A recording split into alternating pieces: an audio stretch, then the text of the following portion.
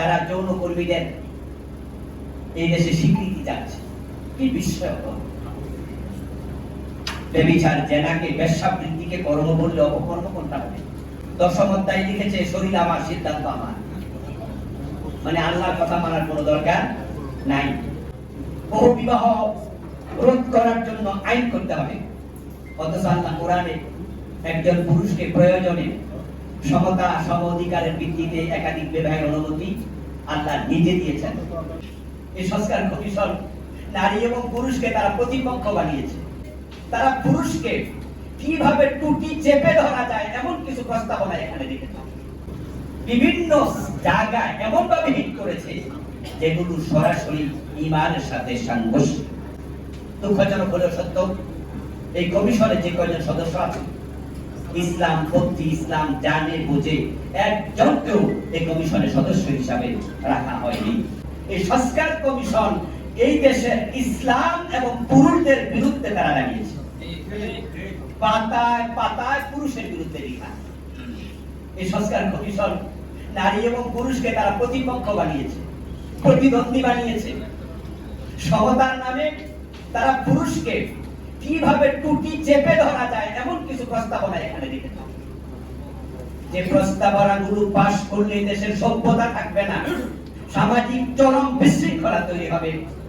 দেশের আবহমান কাল থেকে চলে আসা আমাদের দেশের সুশৃঙ্খল যে পরিবেশ, এই কমিশনের প্রদত্ত রিপোর্ট যদি গ্রহণ করে এখানকার কোনো শৃঙ্খলাই থাকবে না, রাষ্ট্রের টোটাল অবকাঠামো ভেঙে পড়বে। সুতরাং এই কমিশনকে আমরা মানতে পারি না, এবং এই কমিশন শুধু বাতিল নয়, তার রিপোর্ট বাতিল করে উল্টা পাল্টা কমিশনের রিপোর্ট দেওয়ার কারণে তাদেরকে জবাবদিহিতার আওতায় আনা উচিত। কারণ তারা এখানে লিখেছে ইসলামী অনুশাসন মানার কারণেই নারীরা নাকি বৈষম্যের শিকার হচ্ছে। তারা ইসলামকে আসামি বানিয়েছে, ধর্মকে আসামি বানিয়েছে। আমি আশ্চর্য হলাম যে ইসলাম আমাদেরকে ইনসাফের কথা সবচেয়ে বেশি শিখিয়েছে। ইন্নামা ইয়া'মুরু বিল আদলি ওয়াল ইহসান, আদলের কথা আল্লাহ অর্ডার করছেন। সেই ইসলাম বুঝি তার উপর বৈষম্য করতে পারে? আমি যা বুঝেছি, এই কমিশনে যারা সদস্য ছিলেন তারা বৈষম্য এবং বৈচিত্র্য এই দুটাকে গুলিয়ে ফেলেছেন। তারা সব জায়গায় বৈষম্যের বন্ধ খুঁজেছেন। এই জন্য তারা বলছে ইসলাম মানলে বৈষম্য হয়। অথচ ইসলাম নারীকে অধিকার দিয়েছে, পুরুষকে অধিকার দিয়েছে। ওই ন্যায্য অধিকার যদি সমাজে প্রতিষ্ঠা করা যায় তাহলে নারীদেরকে এত সম্মান ইসলামে দিয়েছে যেটা কল্পনাতীত।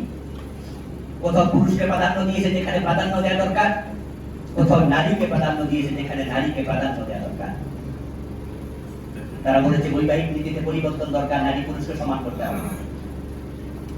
তারা বিভিন্ন জায়গায় এমন ভাবে হিট করেছে যেগুলো সরাসরি ঈমানের সাথে সাংঘর্ষিক। দুঃখজনক হলেও সত্য, এই কমিশনে যে কয়জন সদস্য আছে ইসলাম পন্থী, ইসলাম জানে বুঝে একজনকেও এই কমিশনের সদস্য হিসাবে রাখা হয়নি।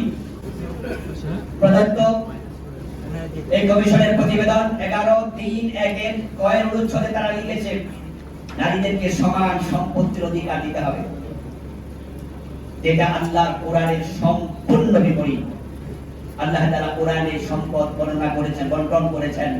তিনি বলেছেন লিযাকারি মিসলু হাযযিল উনসায়াইন। এখানে তিনি নারীকে কম দিয়েছেন, পুরুষকে বেশি দিয়েছেন। কিন্তু আবার আল্লাহ তাআলা আরেক জায়গাতে নারীদেরকে বেশি দিয়েছেন। যেমন মোহরের ক্ষেত্রে তিনি বেশি দিয়েছেন, পুরুষকে মোহর দিতে বাধ্য করেছেন, নারীকে নয়।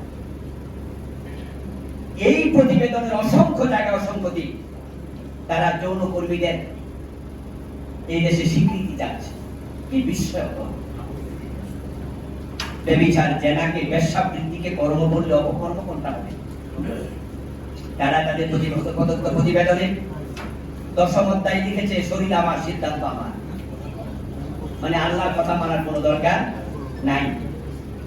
তারা লিখেছে আরেক জায়গায় বহু বিবাহ রোধ করার জন্য আইন করতে হবে, অথচ আল্লাহ কোরআনে একজন পুরুষকে প্রয়োজনে সমতা সম অধিকারের ভিত্তিতে একাধিক বিবাহের অনুমতি আল্লাহ নিজে দিয়েছেন। এইভাবে এই কমিশনের প্রদত্ত রিপোর্ট এতটা জঘন্য এটা আমরা কোনোভাবে মানতে পারি না। আমাদের প্রস্তাবনা থাকবে এই কমিশনটাকে বাতিল করুক, তাদের প্রদত্ত রিপোর্ট এটাকে আবার ঢেলে সাজাক,